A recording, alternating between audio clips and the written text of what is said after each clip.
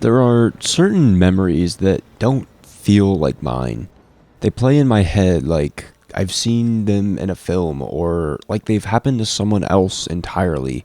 A dinner with friends, the inside of a childhood bedroom, the exact look someone gave me before everything changed.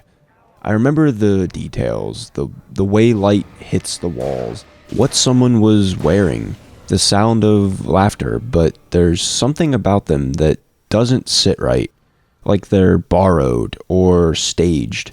Not fake in the sense of being made up, but fake in the way that a dream feels real until you wake up.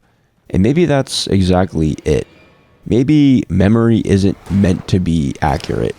It's more like an impressionist painting than a photograph. More time passes, the more the edges blur. And what we're left with isn't the memory itself, but the feeling of it. The emotional residue, the mood, not the moment. Sometimes I wonder how many memories I've rewritten without realizing. How many times I've told a story and changed the inflection, the sequence, the importance until the version I tell now has nothing to do with how it actually happened. Or maybe that's just how memory works. Maybe remembering is less about preserving the past and more about creating a version of it we can live with. I used to look at old pictures of myself and think, that was me, but I don't remember being him. Not in a tragic way, just distantly. Like looking through a fogged up window. I know I was there, I know I felt something, but the connection between that version of me and the one who exists now feels fragile. Like it could snap if I think too hard about it. And there's this strange, almost eerie quality to that. The idea that you can live through something, laugh through it, cry through it, and then years later, you're not even sure if it really happened the way you think it did. The mind plays tricks. It smooths over the cracks. Sometimes it adds color where there wasn't any. Sometimes it takes the sound out entirely.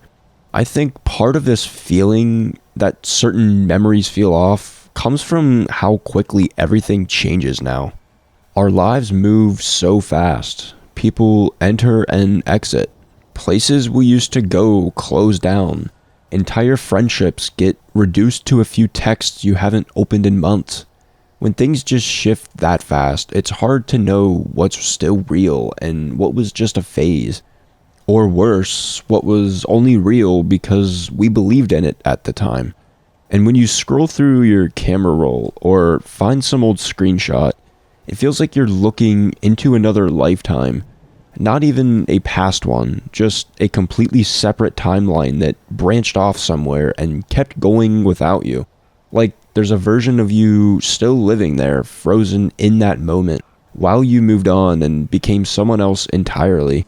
It's unsettling, but it also kind of makes sense because we're not meant to be static. You're supposed to grow out of people. You're supposed to outgrow places, even your past self. But it doesn't make it any less strange when those versions of your life come back to visit and they don't quite feel like they belong to you anymore. The internet makes it worse, honestly. Everything is documented, time-stamped, archived. You can watch yourself change if you really want to. You can go back and listen to the way you used to talk, the way you used to pose for photos. It's all there, and yet none of it really feels like it captures who you were, because a photo doesn't capture how heavy something felt, or how light. It doesn't tell you what's happening behind that smile. It doesn't remind you of the noise in your head at the time. You can look happy in a photo and not remember anything about the moment, other than how uncomfortable your shoes were, or how badly you wanted to leave. I think that's why some memories feel fake, because we've layered them with so many interpretations since then. We've questioned them, doubted them, reimagined them. They've been filtered through years of becoming someone else, of unlearning, of hoping we were wrong, of realizing we were right, of forgetting, then remembering, then forgetting again. And maybe that's okay. Maybe the point of a memory isn't for it to be perfect. Maybe the point is that it's ours even if it doesn't feel like it sometimes.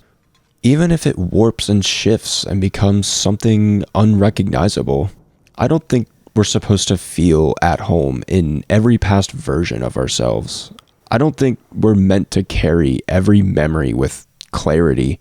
The past is heavy that way. So maybe it's a kindness that some memories feel distant, that maybe they lose their sharpness, that they start to feel like scenes from a movie we watched a long time ago, familiar but not close. Maybe what matters more is what those memories left behind, what they taught us, who they turned us into, or who we had to become because of them. And even if they don't feel real anymore, they still shaped something real. And maybe that's enough.